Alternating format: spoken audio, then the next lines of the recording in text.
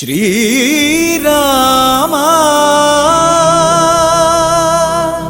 जय राम रघुराम।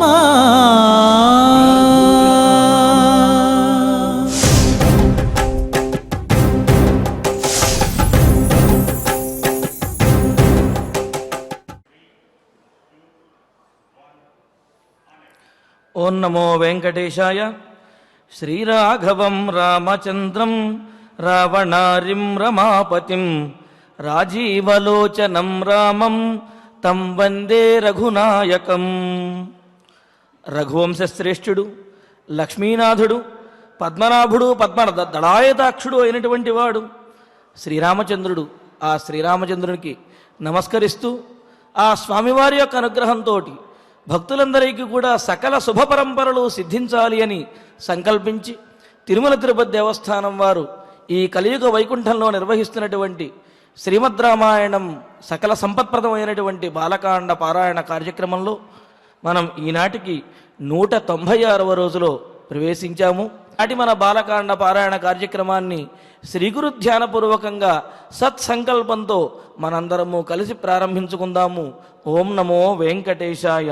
శ్రీ గురు ధ్యానం.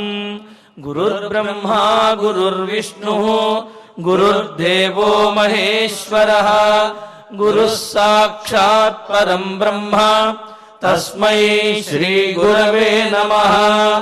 శ్రీనివాస ధ్యానం శ్రీ వెంకటాచలాధీశం శ్రియాధ్యాసిత వక్షసం శ్రితచేతన మందారం శ్రీనివాసమహం భజే. అధ సంకల్పః శ్రీమదాదివరాహ క్షేత్రే విరాజమానస్య శ్రీ పద్మావతీ జానేః అఖిలాండ కోటి బ్రహ్మాండ నాయకస్య శ్రీరామచంద్ర రూపాంతరస్య భగవతః శ్రీ వెంకటేశ్వర స్వామినః సన్నిధౌ హనుమత్ సీతా లక్ష్మణ భరత శత్రుఘ్న పరివార సమేత శ్రీరామచంద్ర పరబ్రహ్మణః పరిపూర్ణానుగ్రహేణ అస్మిన్ భువనే అతిశీఘ్రమేవ విశూచికాక్రిమేః వినాశనార్థం భారతవర్షస్య అభివృద్ధౌ నిమగ్నానాం విద్యా విత్త వాణిజ్య కృషి వైద్య వైజ్ఞానిక దేశ రక్షణాదిరంగేషు విద్యమానానాం ఆస్తిక మహాజనానాం సర్వేషాం సకుటుంబానాం ఆయురారోగ్య ఐశ్వర్య సద్బుద్ధి ఇత్యాది సర్వశుభ ఫల ప్రాప్త్యర్థం తేషాం సర్వతోముఖాభివృద్ధి ద్వారా శ్రీరామరాజ్యస్య పునర్వ్యవస్థాపనార్థం అనూఢానాం శీఘ్రమేవ వివాహ సిద్ధ్యర్థం దంపతీనాం అనుకూల దాంపత్య సిద్ధ్యర్థం సంతానార్థినాం శీఘ్రమేవ సత్సంతాన ప్రాప్త్యర్థం తతః పితృదేవతా ప్రీత్యర్థం గో సంరక్షణార్థం చ సకల సంపత్ప్రదే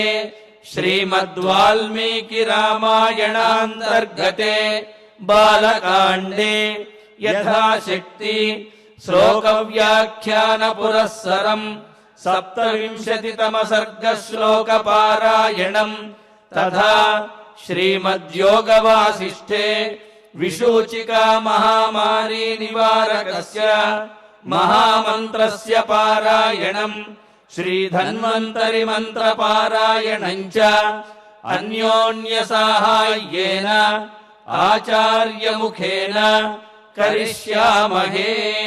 శ్రీ వాల్మీకి ప్రార్థనా. వాల్మీకిర్ముని సింహస్య కవితావనచారిణః శృణ్వన్ రామ కథానాదం को न याति परांगतिं श्री आंजनेय प्रार्थना यत्र यत्र रघुनाथ कीर्तनं తత్ర తత్ర కృతమస్తకాంజలిం బాష్పవారి పరిపూర్ణలోచనం మారుతిం నమత రాక్షసాంతకం. శ్రీరామాయణ ప్రార్థనా వేదవేద్యే పరే పుంసి జాతే దశరథాత్మజే వేదః ప్రాచేతసాదాసీత్ సాక్షాద్ రామాయణాత్మనా. శ్రీరామ ప్రార్థనా ఆపదామపహర్తారం దాతారం సర్వసంపదాం లోకాభిరామం శ్రీరామం భూయో భూయో నమామ్యహం. శ్రీరామచంద్ర పరబ్రహ్మణే నమః. అథ శ్రీమద్ రామాయణే బాలకాండే సప్తవింశతితమః సర్గః. శ్రీ గురుభ్యో నమః. శ్రీ వెంకటేశ చరణౌ శరణం ప్రపద్యే. శ్రీరామాయ నమః. ధర్మచక్రం తతో వీర కాలచక్రం తథైవ చ విష్ణుచక్రం తథాత్యుగ్రం ఐంద్రమస్త్రం తథైవ చ వజ్రమస్త్రం నరశ్రేష్ఠ శైవం శూలవరం తథా అస్త్రం బ్రహ్మశిరశ్చైవ ఐషీకమపి రాఘవ దదామి తే మహాబాహో బ్రాహ్మమస్త్రమనుత్తమం. గదే ద్వే చైవ కాకుత్స్థ మోదకీ శిఖరీ ఉభే ప్రదీప్తే నరశార్దూల ప్రయచ్ఛామి నృపాత్మజ. ధర్మపాశమహం రామ కాలపాశం తథైవ చ పాశం వారుణమస్త్రం చ దదామ్యహమనుత్తమం. అశనీద్వే ప్రయచ్ఛామి శుష్కార్ద్రే రఘునందన దదామి చాస్త్రం పైనాకం అస్త్రం నారాయణం తథా ఆగ్నేయమస్త్రం దజితం శిఖరం నామ నామతః వాయవ్యం ప్రథనం నామ దదామి చ తవానఘ అస్త్రం హయశిరో నామ క్రౌంచమస్త్రం తథైవ చ శక్తిద్వయం చ కాకుత్స్థ దదామి తవ రాఘవ. వేదవేద్యుడైనటువంటి ఆ పరమాత్మ శ్రీజపతి సర్వేశ్వరుడు చక్రవర్తి కుమారుడై అవతరించి అశ్వమేధ మహామండపమందు యాగదీక్ష పూనిన సందర్భంలో లవకుశులు ద్వారా శ్రీమద్ రామాయణాన్ని ఆలకిస్తూ ఉండేటటువంటి సందర్భం. ఒక్కసారి ఆ పాత విషయాన్ని స్మరించుకుని ప్రకృత కథలోకి వద్దాం. తనేనా ఇంతటి ఘనకార్యాన్ని నిర్వహించింది అన్నట్లుగా విస్తుపోయి చూస్తున్నటువంటి ఆ శ్రీరామచంద్ర ప్రభువు మనల్ని అందరినీ అనుగ్రహించాలి. ప్రస్తుతంలో విశ్వామిత్రుల వారు రాముల వారికి ఇవ్వబోయేటటువంటి ఆ అస్త్రాల సంకేతాల్ని, ఆ పేర్లను చెప్తూ ఉన్నారు. ఒక రకంగా చెప్పాలంటే ఒక విద్యలాగా, కొన్ని అధ్యాయాలలాగా రాముల వారు ఇప్పటికే చదువుకుని ఉండొచ్చు. ఆ అధ్యాయాల్లో బహుశా ఈ శ్లోకాలుగా ఉన్నటువంటి ఈ విషయాలు కూడా ప్రస్తావనకి వచ్చి ఉండొచ్చు.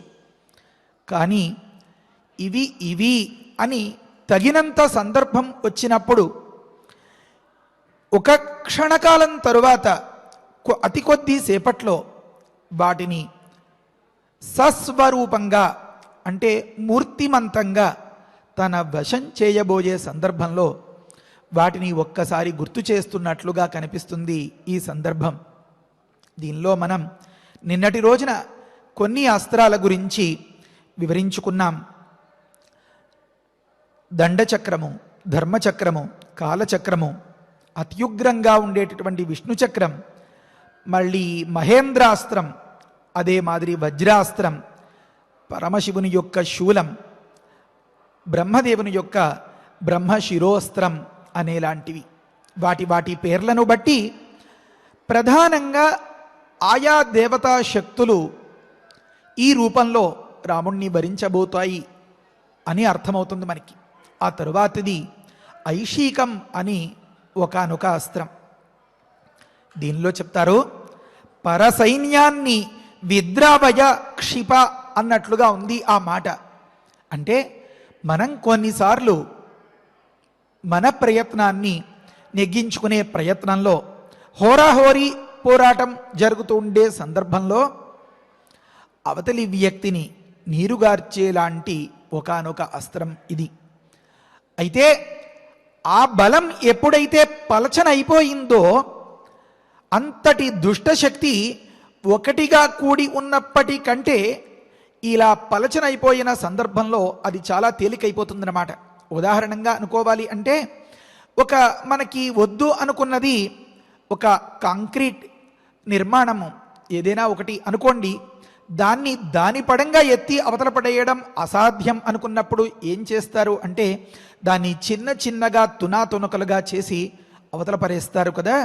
ఆ మాదిరి ప్రక్రియతో ఉన్నది ఈ అస్త్రం. దాన్ని నీరుగార్చి అంటే శిథిలం చెయ్యి, క్షిప అంటే ఎగరగొట్టేయి అనే అర్థం ఇచ్చేలాగా ఉందన్నమాట కొన్ని సందర్భాల్లో దీని ప్రయోగం. ఆ తరువాతది బ్రహ్మాస్త్రం.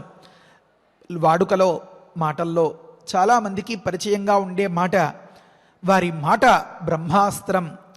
వారు ఒక్క సంతకం పెడితే అది బ్రహ్మాస్త్రం, వారు నిర్ణయం చేసుకుంటే అని ఈ బ్రహ్మాస్త్రంతో పోల్చి చెప్తూ ఉంటారు చాలామంది.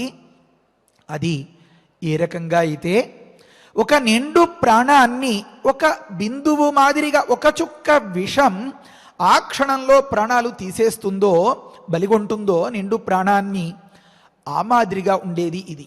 దీన్ని ప్రయోగిస్తే తిరుగే లేదన్నమాట. ఇది ఒకానొక హాలాహల స్వరూపంగా ఉంటుంది.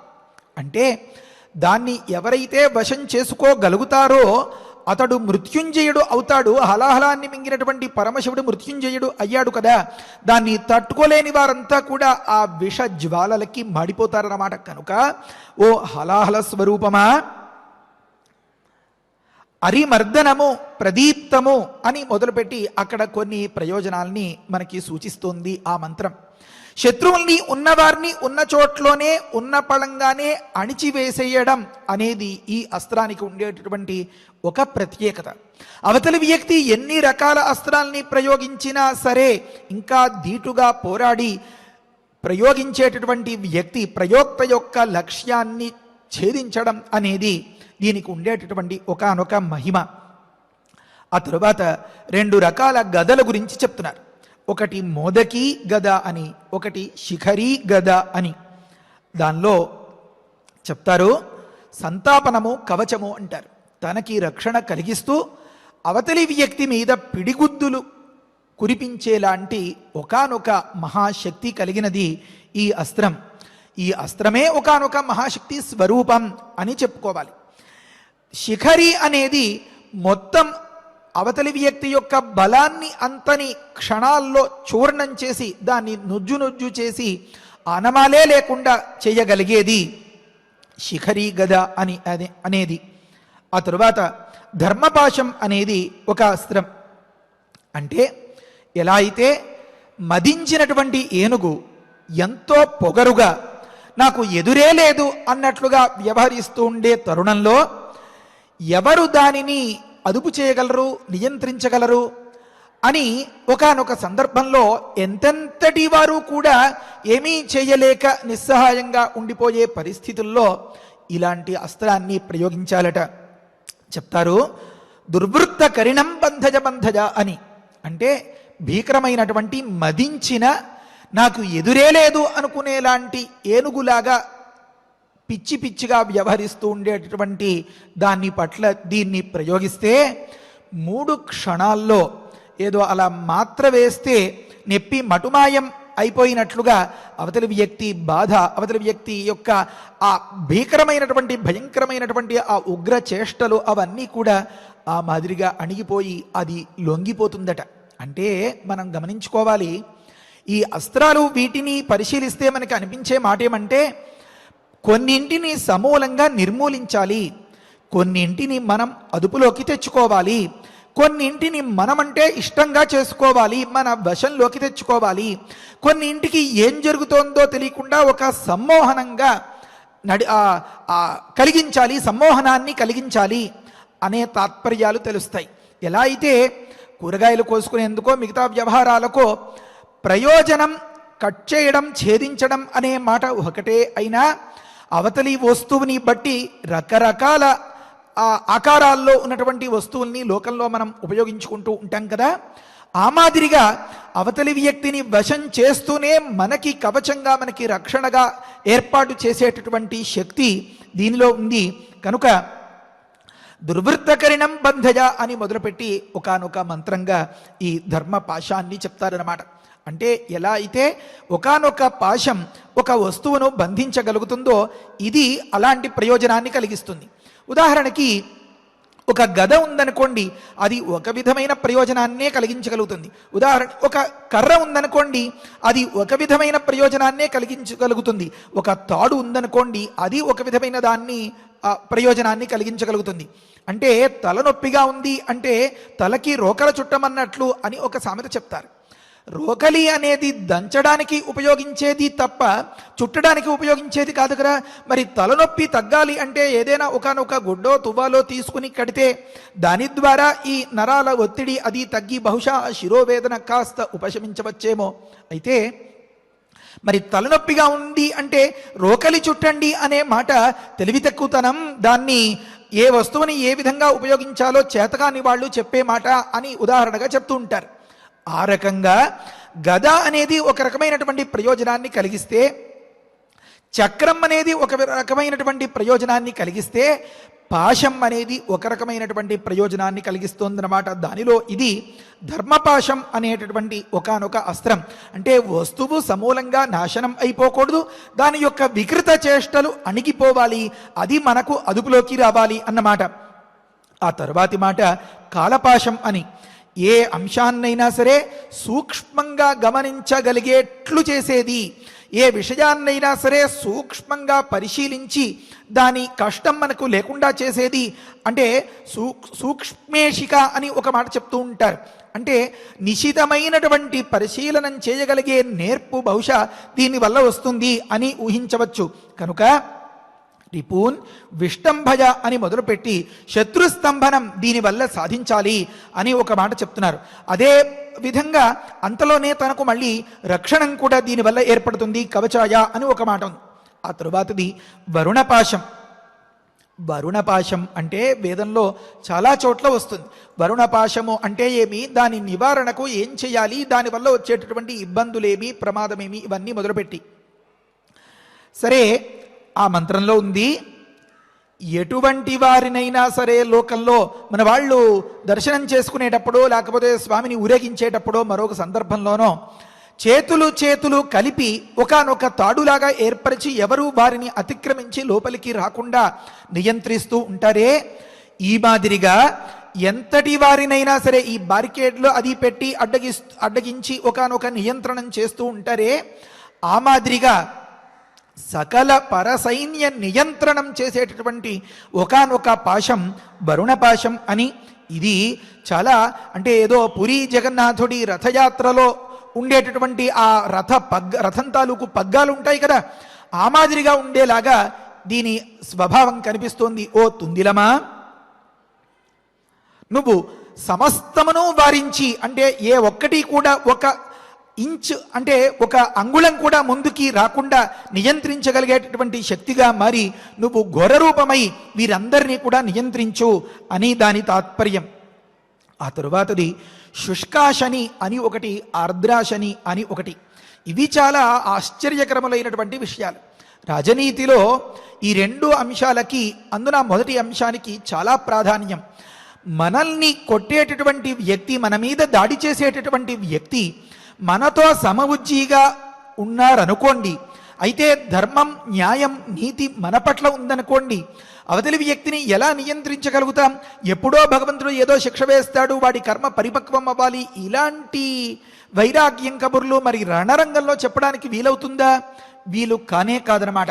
అంటే అతడు చేసుకున్నటువంటి దుష్కృతం, అతడి పాపం, అతడి కర్మ కాలడం అనేది కనుక ఒకటి తోడైతే అప్పుడు ఇలాంటి దాన్ని ప్రయోగిస్తే ఒక విధమైనటువంటి ప్రయోజనం కలుగుతుందట. ఏమని అంటే ఆ మంత్రంలో చెప్తారు, మతి పశ్చిమకర అని ఒక మాట ఉందన్నమాట. అంటే చేయవలసిన దానికంటే ఒక్క క్షణకాలం ఆలస్యంగా ఆలోచన తట్టడం, ఇది చాలా గుర్తుపెట్టుకోవలసినటువంటి విషయం. ఎందుకంటే అరేరేరే ఒక్క క్షణం ముందుగానే ఇది తట్టుంటే, నాకు ముందుగానే ఇది చెప్పుంటే ఇలా అయి ఉండేది కాదే అని నాలిక్కరుచుకునే పరిస్థితి వస్తుంది ఓడిపోయిన వారిలో. నెగ్గే వారి అందరికీ కూడా ఇదే అవకాశంగా కనిపిస్తుంది. అందుకనే శృతి చెప్తుంది, ఓం తద్యదతి పన్న ఆహురిదంకార్యమాసీదితి అంటుంది. లోకంలో అవివేకులు, అజ్ఞానులు, చాతకాని వారు ఇలా అంటారు, అతి పన్నే కార్యే, చేయవలసింది మించిపోయినప్పుడు ఇదం కార్యం ఆసీదు, ఓ ఇలా చేసి ఉండాల్సిందే అంటే ఏమి ఆలోచన, తరువాత చేసేసేది తొందరపాటుతో అనాలోచితమైనటువంటి చర్య అంటారు కదా, అలా ముందుగా చేసేయడం. శత్రువుని ఈ రకంగా మతిని పశ్చిమం తర్వాతగా రప్పించేలాగా చేయగలిగేది అని అనిపిస్తుంది ఈ అస్త్రం. ఇది శుష్కాశని అనే పేరుతోటి, అంటే బహుశా అతడికి ఆలోచనల్ని శుష్కింపచేసేస్తుందన్నమాట. ఏం చేయాలో పాలుపోని స్థితిలో ఏదో ఒకటి చేసేసి ఆ మూర్ఖత్వంతో పరాజయాన్ని తనకి తానే కొని తెచ్చుకుంటాడనమాట అవతలి శత్రువు. మళ్ళీ మరొక మాట ఆర్ద్రాశని, అంటే కొన్ని సందర్భాల్లో ఒక దగ్గర తప్పటడుగు పడినా మళ్ళీ నిలదొక్కుకోవడానికి ప్రయత్నించేలాంటి సందర్భాలు ఎప్పుడైనా వస్తూ ఉండొచ్చు. ఆ సందర్భంలో అవతలి వ్యక్తి యొక్క మానసిక స్థైర్యాన్ని దెబ్బతీసేందుకు ఈ అస్త్రం ప్రయోగించాల్సినట్లుగా తెలుస్తుంది. పరమనోదారణ అని, ఎప్పుడైతే మనస్సులో గుండె ధైర్యం సన్నగిల్లిందో, అతడికి భయం ఆవరించిందో, అతడు ఎంతటి వాడైనా సరే లొంగిపోక తప్పదు అన్నమాట. ఆ తరువాతది పైనాకం అని, అంటే పినాకి, పరమశివుడు పినాకము అనేది పరమశివుని యొక్క ధనుస్సు అయితే దాన్ని ధరించినటువంటి పరమాత్మ అతని యొక్క అస్త్రం పైనాకం అని పిలువబడుతుందన్నమాట. అది నృన్ భింధి అనే మాటతోటి వినిపిస్తోంది ఆ మంత్రం. ఏ రకంగా అయితే ఈ దుండుగుల్ని నియంత్రించేటప్పుడు ఈ రక్షక భటులు వారి మీద రకరకాల ప్రయోగాలు చేసి, రకరకాల వాయువుల్ని ప్రసరింపచేసి, లేకపోతే నీటితో వగైరా మరొక దానితో, లాఠీలతో నేల మీద కొట్టడం, ఇలాంటి వాటితో వారికి కష్టం కలగకుండానే వారందరూ కూడా సంఘటితమైపోయి చేస్తూ ఉండేటటువంటి ఈ నేరపూరితమైనటువంటి ఈ దుశ్చేష్ట, ఈ దాడి అనే దాన్ని తప్పించడం కోసం ఎలా అయితే చెదరగొడతారో అలా చెదరగొట్టడానికి ఉపయోగించేది ఈ అస్త్రం అని తెలుస్తుంది. తర్వాతి నారాయణాస్త్రం ఒకటి, ఇది చాలా విలువైనది, చాలా శక్తిగలది. ఇక్కడ చెప్తారు ఈ మంత్రంలో, ఓ సుదర్శనమా, ఓ పరదారణమా అని నెట్ట నిలువున చీల్చి చెండాడేలాంటి ఒకానొక దివ్యమైనటువంటి మహిమ ఈ అస్త్రానికి ఉంది.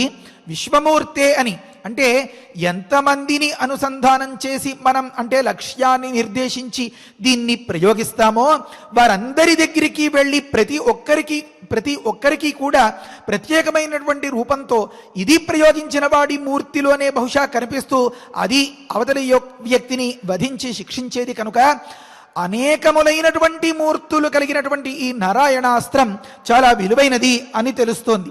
అదే ప్రయత్నంలో తనకు రక్షణగా కూడా దీన్ని ప్రయోగించుకోవాలి అని ఆ మంత్రంలో కనిపిస్తుంది. ఆ తరువాతది ఆగ్నేయాస్త్రం. ఈ మాటలోనే తెలుస్తుంది ఇది అగ్నికి సంబంధించినటువంటి అస్త్రం అని. ఈ అస్త్రంలో చెప్తారు, బహువర్ణాయ, రకరకాల రంగులతో, అంటే ఏమి, అవతలి వ్యక్తి దగ్గర ఇది నిప్పురవ్వలు చెరుగుతున్నట్లుగా ఇలా ఇలా ఇలా గిరగిరా తిరుగుతూ ఉంటే అవతలి వ్యక్తికి దీనిలో ఎలా అయితే ఇంద్రధనస్సులో రకరకాల రంగులు కనిపిస్తూ ఉంటాయో ఆ రకంగా కళ్ళు తిరిగి స్పృహ తప్పి అపస్మరంలోకి వెళ్ళిపోయేటటువంటి వాడికి బహుశా ఇది ఈ మాదిరిగా బహువర్ణోపేతంగా కనిపిస్తుంది కాబోలు అంతటి స్థితిని రప్పించి అవతలి వ్యక్తుల్ని చెదరగొట్టి వధించేది ఈ ఆగ్నేయాస్త్రం. వృత్త పింగళలోచన అన్న ఒక మాట అన్నమాట. ఇది వృత్తాకారంలో ఉన్నట్లుగా మరి ఇంకా ఆ మిగతా మాటలు బీజాక్షరాలు అన్నీ చెప్పుకుంటే మరొకలా ఉంటుంది. ఈ విధంగా శత్రుదుర్భేద్యమైన అంటే శత్రువులు తనను ఏ రకంగానూ భేదించలేనటువంటి, తను శత్రువుల్ని అవలీలగా జయించగలిగేట్లు చేసేటటువంటి విలువైన అస్త్రాల్లో ఈ ఆగ్నేయాస్త్రం అనేది ఒకటి చాలా ప్రధానమైనది. తత్క్షణమే ఇది అవతలి శత్రువుని బూడిద చేసేసేటటువంటి మహిమ కలిగింది అన్నమాట. ఆ తరువాతది దయితం అని ఒకదాన్ని చెప్పారు. అంటే అక్కడ అంటారు, ఈ మనం మూవీల్లో చూసేటటువంటి కొన్ని ఈ ఫైటింగ్ సీన్స్ వగైరాలు ఉంటాయి కదా, ఆ యుద్ధ విన్యాసాల్లో ఒక పెద్ద చెట్టునో బండరాయినో ఏదో ఎత్తి పరేస్తే అది ఒక్కసారిగా 10, 20, 30 మందికి లేదా అనేక మంది మీద పడి వారందరినీ కూడా ఒకేసారి అణిచివేసినట్లుగా మనం చూస్తూ ఉంటామే. ఆ రకంగా ఉన్నవారిని ఉన్నట్లుగానే అణిచివేసేసేదానికి ఉపయోగించేది ఓ ప్రక్షేపణమా అని మొదలుపెట్టి ఉన్న ఈ మంత్రంలో ఈ శక్తి ఇటువంటిది అని తెలుస్తుంది. ఆ తరువాతది శిఖరాస్త్రం, ఆ తరువాతది వాయవ్యాస్త్రం. ఈ వాయవ్యాస్త్రం గురించి కూడా చాలామందికి పరిచయం. వాల్మీకి మహర్షి చెప్పినటువంటి శ్రీమద్ రామాయణంలో రాముల వారు మారీచుణ్ణి సుబాహుణ్ణి ఎదుర్కొనే తరుణంలో సుబాహుణ్ణి ఆగ్నేయాస్త్రంతో వధించినట్లుగా తెలుస్తూ ఉంటుంది. వాల్మీకి మహర్షి చెప్పిన మాటల్లో మారీచుడి దగ్గర మానవాస్త్రాన్ని ప్రయోగించారు అని ఒక మాట. రామాయణ కల్పవృక్షం రాసినటువంటి మహనీయులు విశ్వనాథ వారు, మళ్ళీ ఆశ్చర్య రామాయణం రాసినటువంటి లక్కావజ్జుల వారు వాయువ్యాస్త్రాన్ని ప్రయోగించినట్లుగా కూడా రాశారు. అది కనిపిస్తుంది. ఈ వాయువ్యాస్త్రాన్ని పరిశీలిస్తే దీని పనితనాన్ని బట్టి బహుశా ఇది కూడా ప్రయోగింపబడి ఉండొచ్చు అని మనకి కాస్త నిర్ధారణ అవుతుంది. ఏమంటే వాయువు అంటేనే ఎగరగొట్టేవాడు, చెదరగొట్టేవాడు అని తెలుస్తుంది.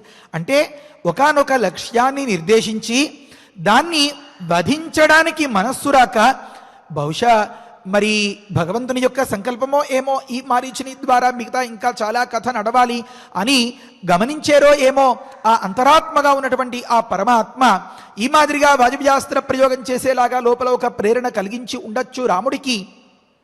కనుక ఈ వాయువ్యాస్త్ర ప్రయోగం వల్ల ఎక్కడో నడి సముద్రంలో పడేట్లు విసిరివేయగలిగారు మారీచుణ్ణి అని చెప్పిన మనకి అర్థం తెలుస్తోంది. అయితే బహుశా రాముని యొక్క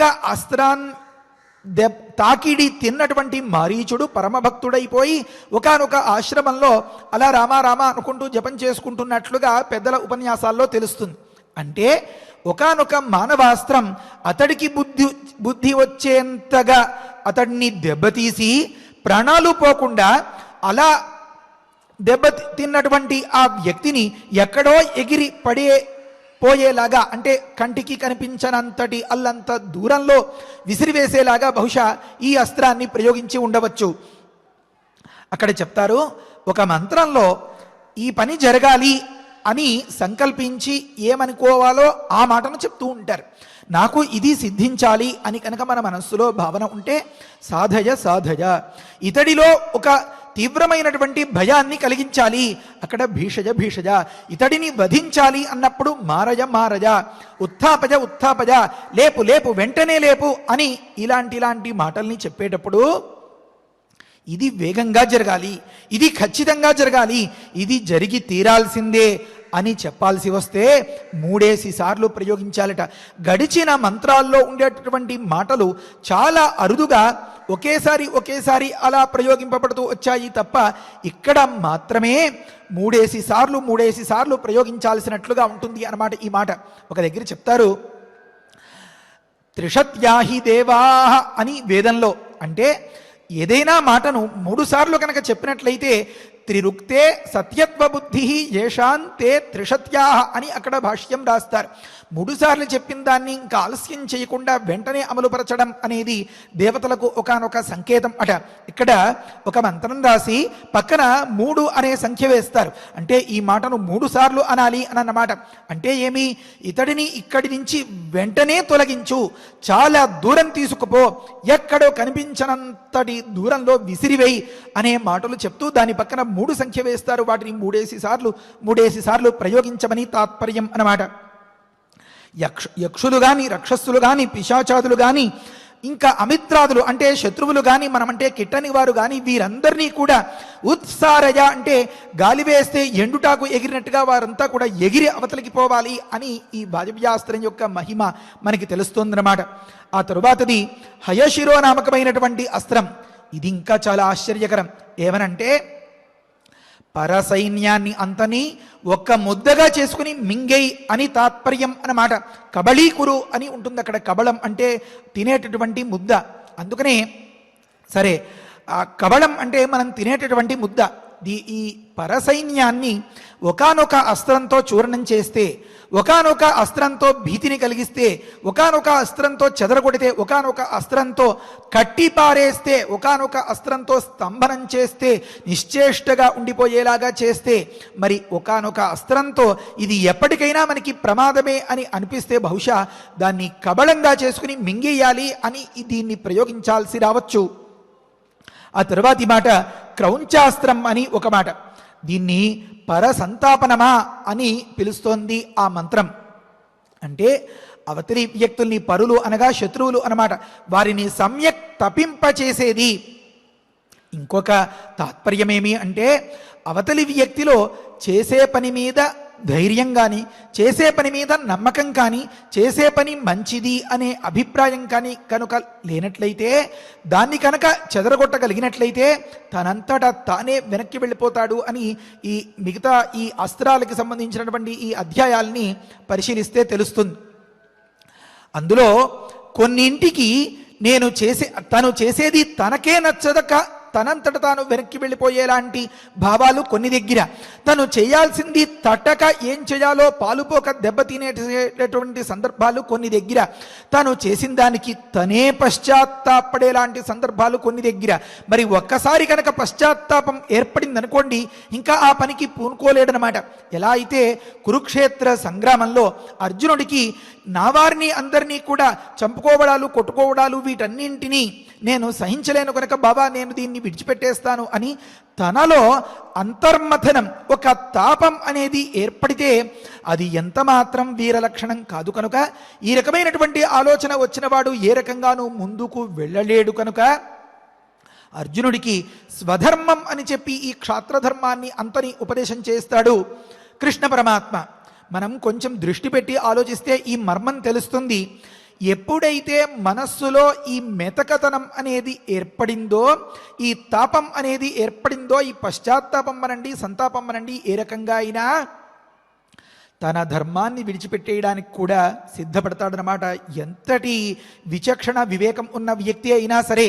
అంతేకాదండో ఇంకో ప్రమాదం, పరధర్మాన్ని మీద వేసుకోవడానికి కూడా సిద్ధపడతాడనమాట. అర్జునుడి పరిస్థితి ఏమైపోయింది అక్కడ అంటే లోపల ఒక రకమైనటువంటి దిగులు మొదలైపోయింది. నేనా ఇంతటి పనికా పూనుకోవడం అని ఎప్పుడైతే ఈ మెతకతనం అనేది ఆవరించిందో, రణరంగంలో నిలబడాల్సినటువంటి వ్యక్తి ఇలా మెతకగా మారిపోతే అది అవతలి వారికి ఒకానొక అడ్వాంటేజ్ అంటారు కదా, అదను అవకాశం అయిపోతుంది కనుక వారు చొరవ చేయడానికి తనే ఒకానొక సందు చూపించినట్లు అవుతుంది కనుక కృష్ణ పరమాత్మ ఆ రకంగా ఉపదేశం చేశారు. సరే, అప్పుడు ఏం జరిగింది? అది ఎప్పుడైతే మనస్సుని ఆవరించిందో పరధర్మమైనటువంటి బ్రాహ్మణ ధర్మమైనటువంటి ప్రతిగ్రహానికి సిద్ధపడ్డాట అర్జునుడు. అంటే ఏమి, కనీసం వాళ్ళు ఈ గొడవలు గందరగోళాలు లేకుండా రాజీకి వచ్చి కొన్ని ప్రాంతాలనైనా మాకు అప్పచెప్పేస్తే ఆ ఊళ్ళలో మేము కాలక్షేపం చేస్తూ ఉంటాము అని, మాకేదో ఇల్లు ఇవ్వండి, వాకిళ్ళు ఇవ్వండి, అగ్రహారాలు ఇవ్వండి అని చెప్పి ఈ ప్రతిగ్రహం అనేటటువంటి నైజం వారి ఇవ్వాలి, మేము పుచ్చుకోవాలి అని దోసిలి పట్టాలి అనే బుద్ధి కేవలం బ్రాహ్మణులకు మాత్రమే విధి. అలాంటి పరధర్మాన్ని నువ్వు వహించి వీరోచితమైనటువంటి కార్యాన్ని విడిచిపెట్టేస్తావా? హృదయంలో ఈ దిగులుకే తావు లేదు, నువ్వు నిమిత్త మాత్రుడివి సుమా అని చెప్పి పరమాత్మ అక్కడ ఉపదేశం చేసేరన్నమాట. సరే, ఏదైతే ప్రకృతంలో అవతలి వ్యక్తి ఏ రకంగానో మనం కొట్టలేనంతటి శక్తులతో, రాక్షస మాయలతో రకరకాలుగా విజృంభించేస్తూ ఉంటే అతడిలో కనుక ఒక చిన్న ఆలోచన మార్పు ఇలా కనుక రప్పించగలిగినట్లయితే, అతడి అవధానాన్ని కనుక చెదరగొట్టగలిగినట్లయితే, అతడిలో ధైర్యాన్ని పోగొట్టగలిగినట్లయితే, అతడిలో భయాన్ని కలిగించగలిగినట్లయితే యువతలి వ్యక్తికి వ్యవహారం కొన్నిసార్లు సులువుగా చక్కబడుతూ ఉంటుందన్నమాట. కనుక ఇలాంటి అస్త్రాల్ని కూడా ఇక్కడ ఉపదేశం చేశారు. తరువాతి మాట, ఈ శక్తిద్వయం అని రెండు మాటలు. ఒక శక్తికి ఓ దీప్తమూర్తే పరవిదారిణి అని చెప్పారన్నమాట. అంటే ఒకానొక జ్వలించేటటువంటి నిప్పుకణంలా శత్రువుల మీద దాడి చేస్తూ వారందరినీ కూడా చల్లాచెదురు చేస్తూ తన వారికి అందరికీ కూడా ఒకానొక కవచంలాగా రక్షణ కల్పించేటటువంటి శక్తి ఇది. మరి రెండో శక్తి వజ్రమూర్తే శంకుకర్ణి ప్రోతసేనే అని మొదలుపెట్టారన్నమాట. అంటే శత్రు సైన్యంలో వారిలో వారిలాగే కలిసిపోయి ఇమిడిపోయి ప్రతి ఒక్క వ్యక్తిలోనూ వారిలో వారికే విప్లవాన్ని రప్పించి ఎక్కడికక్కడే వారందరినీ కూడా ఆ ప్రయత్నాన్ని నీరుగార్చి అవతలి వ్యక్తుల్ని సులువుగా పరాజయం వైపు నడిపించేటటువంటి ఒకానొక శక్తి అని అర్థమవుతుంది ఇది. అంటే వస్త్రంలో దారాలు ఎలా అయితే ఓతప్రోత భావము అని పిలుస్తూ ఉంటారు, ఆ రకంగా పడుగు పేక అన్నట్లుగా అలా నేసినట్లుగా చొచ్చుకుపోయి ఉంటాయో ఆ రకంగా ఈ శక్తి అవతలి శత్రుసేనలో ప్రోత భావాన్ని పొంది అలా అల్లుకుపోయి అన్నమాట. ఒక్క మాటలో చెప్పాలంటే ఇది సరైన అనువాదం. ప్రోత అనే శబ్దానికి అల్లుకుపోయి వారిలో వారికే ఒకానొక చీలిక రప్పించి ఒకానొక పరాజయానికి వారంతటా వారే అడుగులు వేసేలాగా చేసేటటువంటి శక్తి అన్నమాట. మరి ఈ తరువాత చెప్పిన మాటలు ఇక్కడి నుంచి మొదలుపెట్టి చెప్తారు. కంకాలన్నామా అని మొదలుపెట్టిన మాటలు ఇవి రాక్షస శక్తులు అని విడిగా అక్కడ వ్యాఖ్యానం చేయడం మొదలుపెట్టారు. ఏమనుంది ఆ మాట? కంకాలం ముసలం ఘోరం కాపాలం అథ కంకణం ధారయంతి అసురాయాని దదాం ఏతాని సర్వశః. ఒక మాట ఏమంటే, ఇంతవరకు చెప్పినటువంటి ఈ శక్తులన్నీ కూడా నీతిగా నిలబడి యుద్ధం చేయాలి అని అనుకున్నప్పుడు ప్రయోగించాల్సినవి. మరి ఇటుపైన కొన్నింటిని ఉపదేశం చేస్తాను రామా నీకు. అవి ఎటువంటివి అంటే రాక్షసులు ధరిస్తూ ఉంటారు వీటిని. అంటే ఏమి? ఏ నీతి కానీ ఏ నియమం కానీ లేకుండా తోచింది తోచినట్లుగా చేసి ఏ రకంగానైనా సరే నెగ్గాలి అనే దుర్బుద్ధితో ఉండేవారు వేటిని పట్టుకుంటారో వాటిని కూడా నీకు పరిచయం కోసం చెప్తే అవతలి వ్యక్తి ప్రయోగించినప్పుడు అదేమో తెలిస్తే కదా దానికి ప్రతిగా ఇంకొక దాన్ని ఇతడు పాటించగలుగుతాడు, ప్రయోగించగలుగుతాడు. కనుక నీకు పరిచయం చేస్తున్నాను. రాక్షసులు ధరించేటటువంటి శక్తులు ఇవి అని మొదలుపెట్టి చెప్తున్నారన్నమాట. అందులో అసలు ఆ పేర్లే అంతటి భయంకరంగా ఉంటాయి. బ్రహ్మాస్త్రం, ఆగ్నేయాస్త్రం, వాజవ్యాస్త్రం, సుదర్శనం అనేవి ఎలా ఉన్నాయి? మరి కంకాళం లేకపోతే ముసలం, ఘోరం, కాపాలం అనేవి ఆ పేర్లే వారికి తగినట్లుగా ఉన్నాయి అన్నమాట. కనుక కంకాళం అనేది ఒక అస్త్రం, ముసలం అనేది ఒక అస్త్రం, ఆ తరువాత కాపాలం అనేది ఒక అస్త్రం, కంకణం అనేటటువంటిది ఒక అస్త్రం. వీటిని అసురులు యాని వేటినైతే ధారయంతి ధరిస్తూ ఉంటారో వీటినన్నింటినీ కూడా పరిచయం కోసం నీకు నివేదిస్తున్నాను, సమర్పిస్తున్నాను రామా అని విశ్వామిత్రుల వారు ఉపదేశం చేశారన్నమాట. ఆ తరువాతి కూడా కొన్ని మాటలు ఉన్నాయి. వాటిని మనం మాట వరసకుగా అన్నట్లుగా ఇప్పుడు అనేసుకుందాం. పారాయణం రేపటి రోజున చేసుకోవచ్చు మనం. వైద్యాధరం మహాస్త్రంచ నందనం నామనామతః అసిరత్నం మహాబాహో దదామి నృవరాత్మజ. నృవరుడైనటువంటి దశరథునకు సంతతి అయిన ఓ దశరథి, విద్యాధరులు ప్రయోగించేటటువంటి ఒకానొక అస్త్రం ఉంది. అది మహాస్త్రం. దాన్ని నందనం నామతః, దాన్ని పేరుకి నందనం అని పిలుస్తూ ఉంటారు. మరొకటి అసిరత్నం అనేది ఉంది. ఏ అస్త్రం నుంచి అయితే అసి అంటే కత్తి అన్నమాట. ఈ కత్తి, ఈ ఆయుధం వరుసగా పరంపరగా అలా అలా అలా ప్రసరిస్తున్నట్లుగా దాడి చేస్తూ శత్రువుల మీద పడిపోతూ ఉంటుందో దాన్ని అసిరత్నం అంటారు. అలాంటి అసిరత్నాన్ని దదామి నీకు సమర్పిస్తున్నాను అని చెప్తారు. తర్వాత గాంధర్వమస్త్రం దయితం మానవన్నామ నామతః ప్రస్వాపన ప్రశమనే దద్మి సౌరంచ రాఘవ అని ఒక మాట. గంధర్వులు ప్రయోగించేటటువంటి ఒకానొక అస్త్రం, మానవం అని నామతః పేరుకి నామ ప్రసిద్ధమైనటువంటి ఒకానొక అస్త్రం, మరియు ప్రస్వాపనం అనేది ప్రశమనం అనేది ఇవి రెండు అస్త్రాలు. మరి సౌరాస్త్రం ఒకటి. వీటిని కూడా ఓ రాఘవ దదామి అని చెప్పారన్నమాట.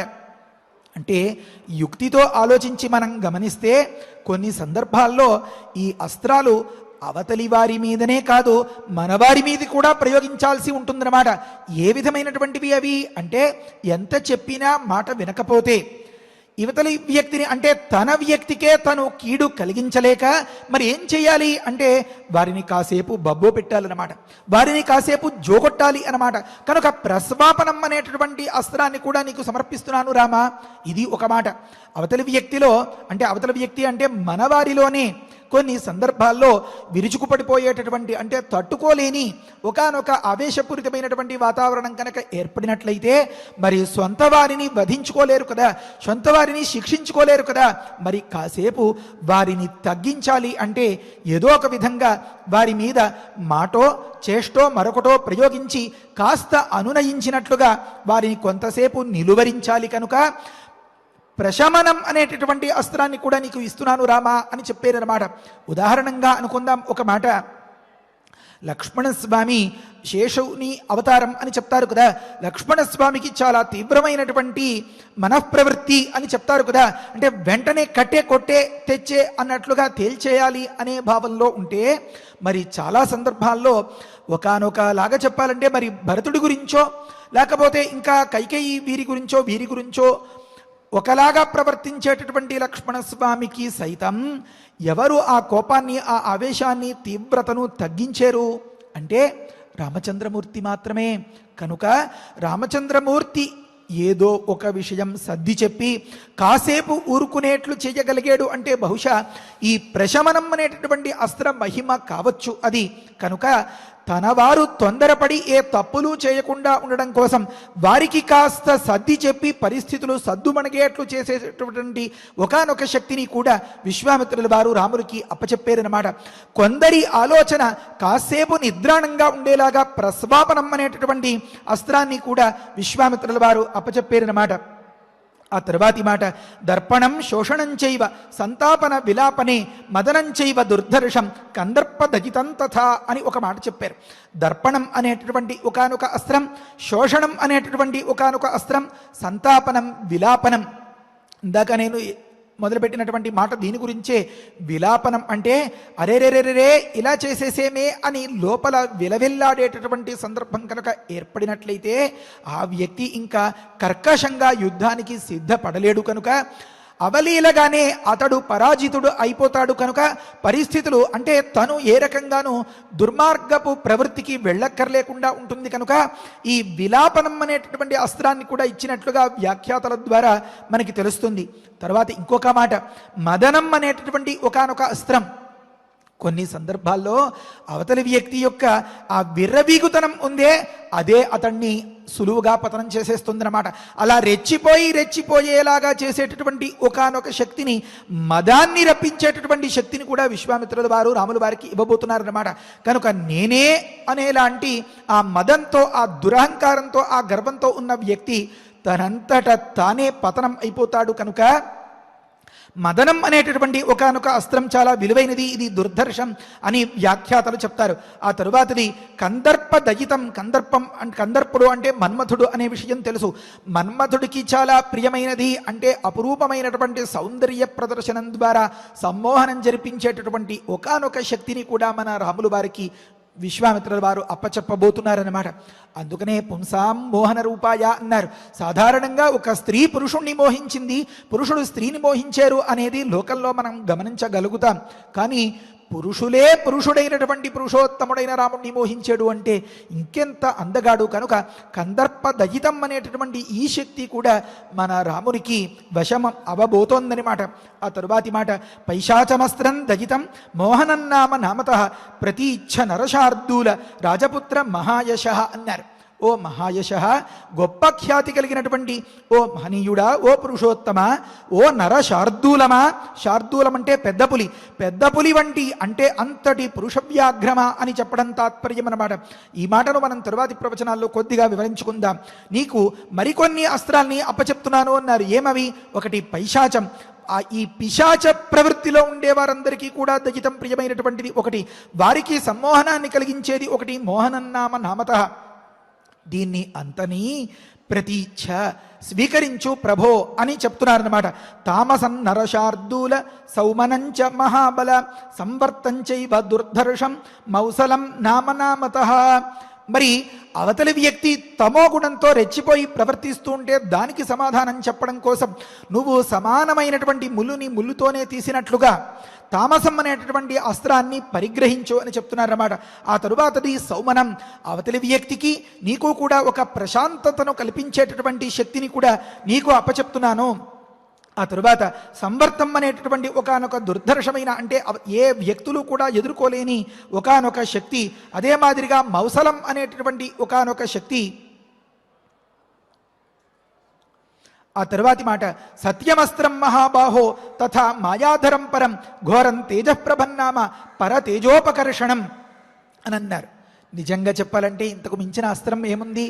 నిజాయితీ అనేటటువంటి ఒకానొక శక్తిని నీకు ప్రసాదిస్తున్నాను రామ. సత్యం అనేటటువంటి అస్త్రం, అదేవిధంగా మాయాధరం, అనేక విధములైనటువంటి మాయలన్నింటినీ నువ్వు తెలుసుకునేలాగా ఒకానొక శక్తిని నీకు అప్పచెప్తున్నాను రామ. ఘోరం తేజఃప్రభన్నామ పరతేజోపకర్షణం, అవతలి వ్యక్తి ఎంతటి శక్తివంతుడైనా అతడి తేజస్సుని ప్రభావాన్ని అపకర్ష చేసేటటువంటి తగ్గించేసేటటువంటి ఒకానొక శక్తిని నీకు ధారాదత్తం చేస్తున్నాను రామ. సౌమ్యాస్త్రం శిశిరన్నామ త్వాష్ట్రమస్త్రం సుకామదం దారుణంచ భగస్యాపి శితేషుం అథ మానవం అని చెప్తారనమాట. ఒకానొక సౌమ్యాస్త్రం, ఒకానొక శిశిరం, ఒకానొక త్వాష్ట్రం, ఒకానొక సుకామదం అంటే కామములను అన్నింటినీ ఇచ్చేటటువంటిది అది కామద అయితే ఇది సుకామద అనేటటువంటిది. ఇంకా నువ్వు కోరినటువంటి అభీష్టాలన్నింటినీ కూడా నెరవేర్చేలాంటి ఒకానొక శక్తి. ఎంతెంతటి భగవంతునికి సైతం పరమాత్మకు సైతం స్వాధీనం కాలేనటువంటి దానిని కూడా నువ్వు స్వాధీనం చేసుకోగలుగుతావు అని ఒకానొక అతిశయోక్తిగా చెప్తున్నటువంటి మాట.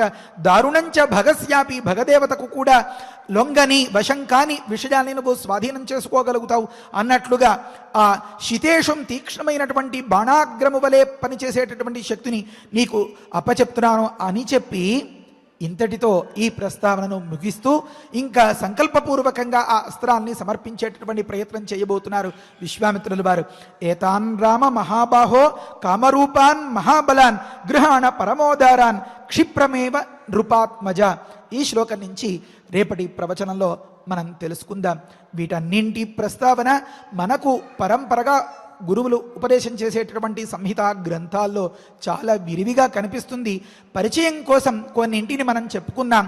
ఇలాంటి అస్త్రాలు లాంటివే మనకి కొన్ని పరిచయం ఉంది. అందుకనే శార్ంగధన్వా గదాధర ఇత్యస్త్రం శంఖభృన్నందకీ చక్రీతి కీలకం ఇలాంటి వాటిని మనకు పరిచయం చేశారు పెద్దలు. వాటిని మంత్రాక్షరాలు బీజాక్షరాలు ప్రమాదం రావడం ద్వారా వచ్చేటటువంటి ఉపద్రవాలు లేకుండా వాటిని మంచిగానే మనం ఉపయోగించుకోగలుగుతాం. ఏ ఒక్కరికి అపకారం జరగకుండా మంచికి మాత్రమే మనం వాటిని ప్రయోగించి సత్ఫలితాన్ని పొందగలుగుతాం అని పెద్దలు ఇలాంటి వాటన్నింటినీ ప్రచారంలోకి తీసుకురాకుండా విష్ణు సహస్రనామమో భగవద్గీతో ఇంకా లలితా సహస్రనామమో లేకపోతే త్రిశతో మరొకటో వగైరా ఇలాంటి మాటలన్నింటినీ మనకి ఉపదేశం చేసేరన్నమాట. కనుక ఓంకారం లేకపోయినా ఆ ఫలితం వచ్చేలాగా నమశబ్దంతో వాటిని మనం ప్రయోగించగలిగేలాగా నివేదన చేసే సందర్భంలో స్వాహా శబ్దాన్ని ఉచ్చరించకూడదు అని అంటే ప్రాణాయ నమః అపానాయ నమః వ్యానాయ నమః అని చెప్పి నమశబ్దంతో తత్ సమాన ఫలితం వచ్చేలాగా మంత్రం చదవకూడని సందర్భాల్లో మంత్రం చదివిన పాపం రాకుండా ఉండేలాగా మన పెద్దలు మనకి ఉపాయాలని అన్నింటినీ చెప్పారన్నమాట. మరికొన్ని అంశాలని రేపటి ప్రస్తావనలో ఇంకాస్త వివరించుకోవచ్చు. ఇలాంటి అస్త్రాలన్నింటి మహిమ ఇప్పటి కాలంలో అంటే క్రీస్తు పూర్వం కొద్ది సంవత్సరాలు 900 సంవత్సరాల పూర్వంలో మన మహర్షులు ఏ రకంగా ప్రయోగించారు, దీని తాకిడి తట్టుకోలేక విదేశీయులు ఏ రకంగా దెబ్బతిన్నారు అని రామాయణ తరంగిణి అని ఒకానొక గ్రంథంలో ప్రస్తావించారు. వాటన్నింటి గురించి మనం రాబోయే ప్రవచనాల్లో తెలుసుకోగలుగుతాం. కనుక ఇవేవి సత్యదూరాలు కాదు. వీటన్నింటినీ మనం శ్రద్ధతో భక్తి విశ్వాసాలతో గమనించి రాముల వారికి ఉపదేశం చేసినటువంటి ఆ సందర్భాల్ని పారాయణం చేసుకున్నంత మాత్రం చేతనే మనకి వాటి ప్రయోజనాలు వస్తాయి. ఏ రకంగానూ అసత్ఫలితాలు దుష్ఫలితాలు రాకుండా ఉంటాయి అనే తాత్పర్యంతో మనకి పెద్దలు వ్యాఖ్యాతలు వీటన్నింటినీ ఇలా వివరించడం జరిగింది. లేకపోతే ఒక్క మాటతోనే సరిపెట్టేసుకోవచ్చు కదా, విశ్వామిత్రుల వారు సర్వములైనటువంటి అస్త్రాల్ని రాముడికి అప్పచెప్పారు అని. అయితే అలాంటి అస్త్రాల ఫలితాన్ని మనం పొందడం కోసం మనకు కలిగినటువంటి ఈ విష్ణు సహస్రనామాదుల ద్వారానే మనకి కావలసినటువంటి ప్రయోజనాలన్నింటినీ పొందగలుగుతాం అని చెప్పడం నా తాత్పర్యం. రేపటి నుంచి మొదలుపెట్టి మనం 15, 10, 13 శ్లోకాలు ఎలా కావాలంటే అలా వేగంగా వెళ్ళవచ్చు. సావధానంగా పాపం ఈ 3 రోజులు ఈ అస్త్రాల గురించిన ప్రస్తావనే విన్న మీకు నేను ఒకంత సహనానికి పరీక్షలాగా ఈ ప్రవచనాన్ని కల్పించి ఉన్నానేమో. కనుక రేపటి రోజు నుంచి మళ్ళీ మనం వేగంగా మన దారిలో మనం గబగబా ప్రయత్నాన్ని కొనసాగించుకుందాం. శ్రీరామరక్ష హరజే నమః. స్వస్తి. పారాయణ చేసుకుందాము. ధర్మచక్రం తతో వీర, ధర్మచక్రం తతో వీర, కాలచక్రం తథైవ చ, కాలచక్రం తథైవ చ, విష్ణుచక్రం తథాత్యుగ్రం, విష్ణుచక్రం తథాత్యుగ్రం, ఐంద్రమస్త్రం తథైవ చ, ఐంద్రమస్త్రం తథైవ చ, వజ్రమస్త్రం నరశ్రేష్ఠ, వజ్రమస్త్రం నరశ్రేష్ఠ, శైవం శూలవరం తథా, శైవం శూలవరం తథా, అస్త్రం బ్రహ్మశిరశ్చైవ, అస్త్రం బ్రహ్మశిరశ్చైవ, ఐషీకమపి రాఘవ, ఐషేకమపి రాఘవ, దదామి తే మహాబాహో, దదామి తే మహాబాహో, బ్రాహ్మమస్త్రమనుత్తమం, బ్రాహ్మమస్త్రమనుత్తమం, గదే ద్వే చైవ కాకుత్స్థ, గదే ద్వే చైవ కాకుత్స్థ, మోదకీ శిఖరీ ఉభే, మోదకీ శిఖరీ ఉభే,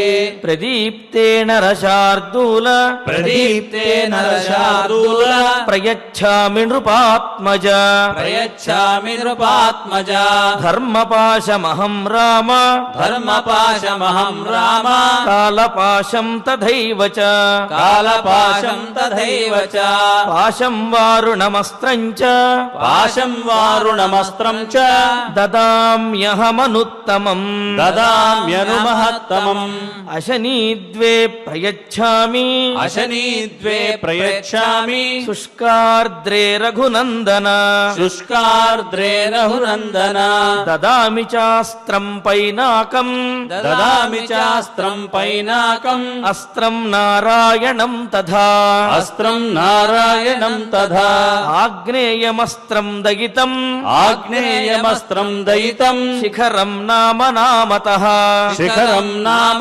నామతః, వాయవ్యం ప్రధనం నామ, వాయవ్యం ప్రథమం నామ, దదామి చ తవానఘ, దదామి చ తవానఘ, అస్త్రం హయశిరో నామ, అస్త్రం హయశిరో నామ, క్రౌంచమస్త్రం తథైవ చ, క్రౌంచమస్త్రం తథైవ చ, శక్తిద్వయం చ కాకుత్స్థ, శక్తిద్వయం చ కాకుత్స్థ, దదామి తవ రాఘవ, దదామి తవ రాఘవ, కంకాలం ముసలం ఘోరం, కంకాలం ముసలం ఘోరం, కాపాలమధ కంకణం, కాపాలమధ కంకణం, ధారయంత్యసురాయాని, ధారయంత్య సురాయాని, దదామ్యేతాని సర్వశః, దదామ్యేతాని సర్వశః. ఇత్యార్షే ఇత్యార్షే శ్రీమద్ రామాయణే శ్రీమద్ రామాయణే బాలకాండే బాలకాండే సప్తవింశతితమే సర్గే సప్తవింశతితమే సర్గే అష్టౌ శ్లోకాః. అష్టౌ శ్లోకాః. ఫలశ్రుతి నుండి మంగళాంతం వరకు మనందరము కలిసి పారాయణ చేద్దాము.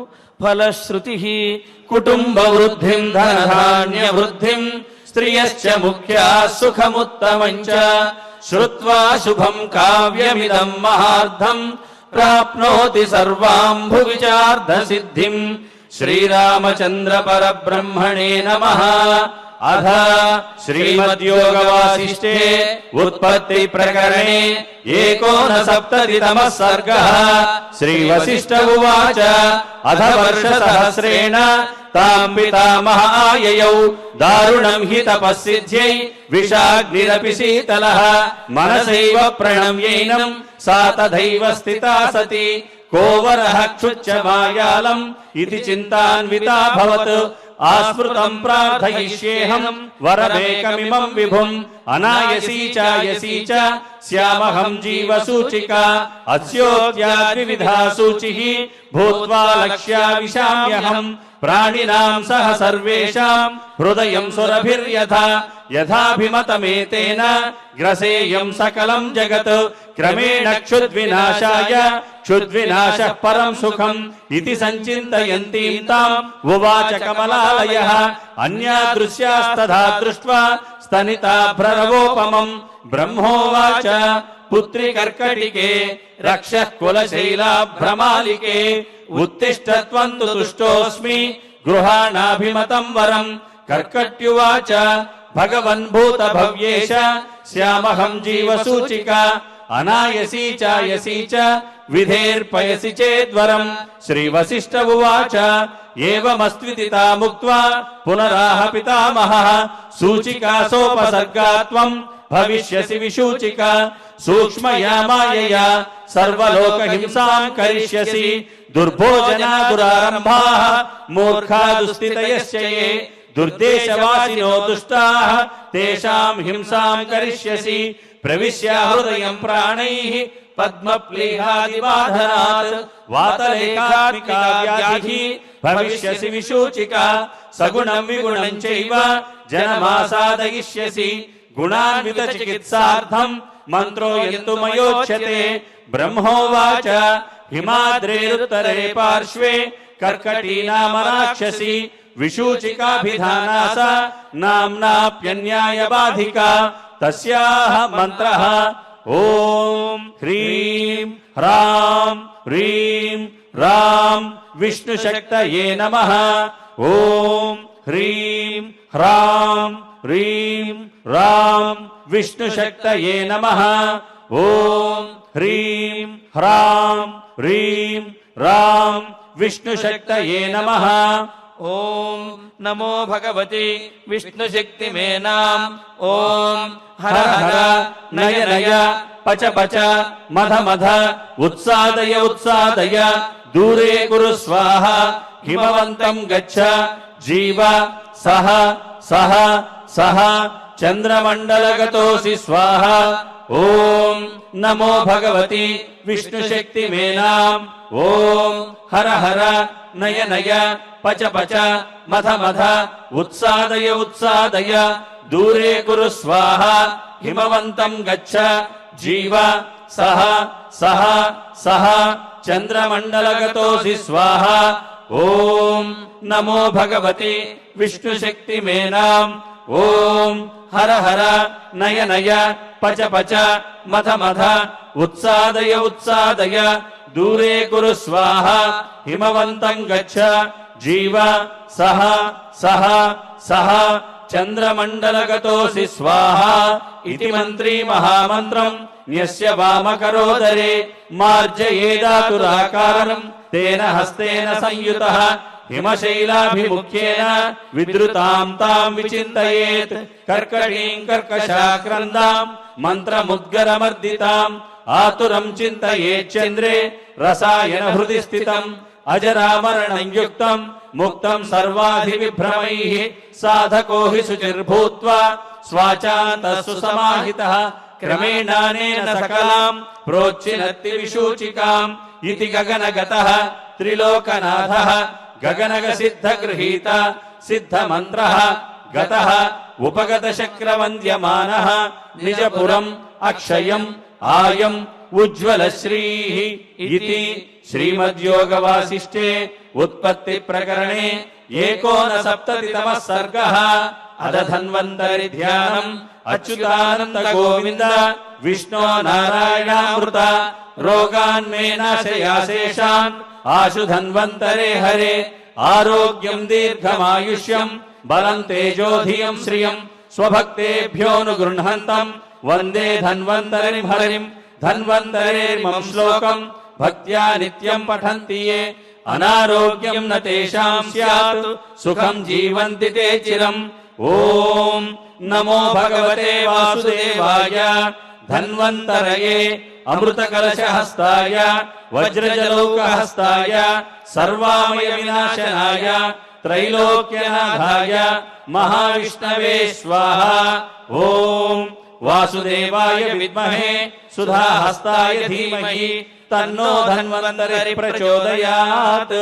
अधनवग्रह प्रार्थना आरोग्यं पद्मबन्धुर्वितरतु नितरां सम्पदं शीतरश्मिः भूलाभं भूमिपुत्रः सकलगुणयुतां वाग्विभूतिं च सौम्यः सौभाग्यं देवमन्त्री रिपुभयशमनं भार्गवः शौर्यमार्किः दीर्घायुः संहितेयः विपुलतरयशः केतुः आचन्द्रतारम् अरिष्टानि प्रणश्यन्तु दुरितानि भयानि च शान्तिरस्तु शुभं मेस्तु ग्रहाः कुर्वन्तु मङ्गलम्। अथ क्षमा प्रार्थना यदक्षरपदभ्रष्टम् मात्राहीनं च यद्भवेत् तत्सर्वं क्षम्यतां देव नारायण नमोऽस्तु ते। अथ भगवत्समर्पणम् कायेन वाचा मनसेन्द्रियैर्वा बुद्ध्यात्मना वा प्रकृते स्वभावात् करोमि यद्यत् सकलं परस्मै नारायणायेति समर्पयामि। अथ मङ्गलम् श्रियः कान्ताय कल्याणनिधये निधयेद्धिनाम् श्रीवेङ्कटनिवासाय श्रीनिवासाय मङ्गलम्। नमो वेङ्कटेशाय।